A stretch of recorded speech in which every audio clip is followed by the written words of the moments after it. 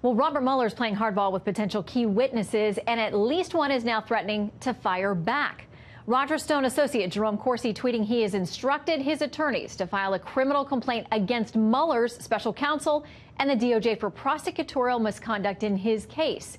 Corsi says he rejected an offer from Mueller's office to plead guilty to lying to investigators about his alleged interactions with WikiLeaks.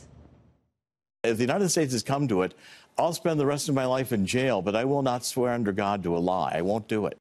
All right, let's discuss with National Security Attorney Bradley Moss and Fox News contributor, former Republican congressman from Utah, Jason Chaffetz. Welcome to you both, gentlemen. Good evening. How you doing? Thank you. I'm very good, but there are just minute-by-minute developments in this Mueller case. So many different people involved. Let's talk about the fact that the president said in the interview with the New York Post that he's not necessarily ruling out a pardon for Manafort. Bradley, what do you make of that? Oh, the president's been doing this since the beginning. He likes to talk. He likes to go into these conversations about things he might do, he hypothetically could do. And to an extent, he's allowed to do this. It's just political commentary. But the concern, especially given what was gone on in the last couple of days, is whether or not he is dangling a pardon to Paul Manafort. We know that there was this joint defense agreement that continued between the two legal teams even after Paul Manafort struck the plea deal and was supposed to cooperate. We now know that the special counsel is angry with Paul Manafort for allegedly continuing to lie, at least about his business dealings, but what else we don't quite know yet. We're waiting for Friday's hearing.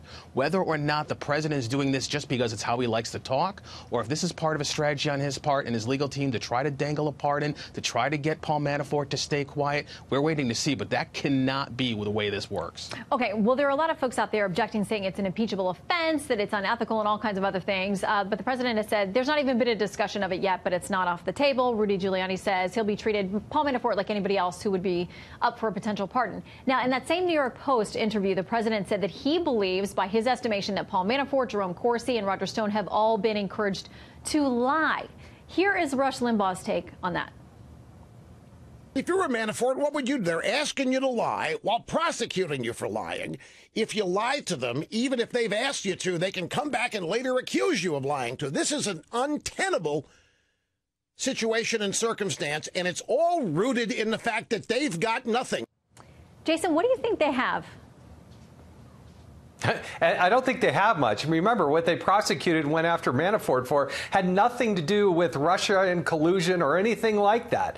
And so I don't think they have much. The president has constitutional opportunities to use a pardon. He's answering a question from a reporter. He's not dangling out there. I think what Senator Warner said was absolutely, totally wrong. The president has the ability to pardon anybody that he wants. And he certainly wasn't barking about that when President Obama, President Clinton, and others were pardoning people. It's just an attack on Donald Trump. Okay, so in the meantime, we have a number of interviews out there by Jerome Corsi. He says that he's willing to kind of roll the dice at this point, essentially saying that he has been truthful, he has amended where he made mistakes, and that he is not going to play ball with this plea deal. In the meantime, now we know that Manafort is facing the sentencing on Friday because the Mueller team says he has lied about all these things, Bradley, that you mentioned. Where does this leave the president, Bradley? Well, you know what? This is coming to an end here in the sense of all the aspects of the investigation are coming towards the close. We now getting the final parts of whatever may or may not be a collusion angle. We know that the special counsel is going after Roger Stone. That's where Jerome Corsi came into it. If there was any type of criminal conspiracy that involved the Trump campaign, it's likely going to involve that WikiLeaks angle. We know the president's already given the written responses to the special counsel. He's already given those explanations. Whether or not the special counsel follows up remains to be seen if there's additional questions. We're looking at this probably being done within the next 6 months, and if the president would just let the process play out, odds are he would survive legally, if not also politically. Well, and so much of this is the court of public opinion. But, Jason, you know probably better and understand this better than any of us. It's one thing when the GOP is running the House. It's going to be another when Democrats are running the House and the investigations that may come up. The president also said in an interview that if they harass him, he thinks it'll be the best thing that ever happens to him. They'll be able to counterpunch him. But he says he'll also declassify FISA warrant applications and other things that would be devastating to the Democrats. But he's holding off until he needs to use those documents. What do you make of that strategy?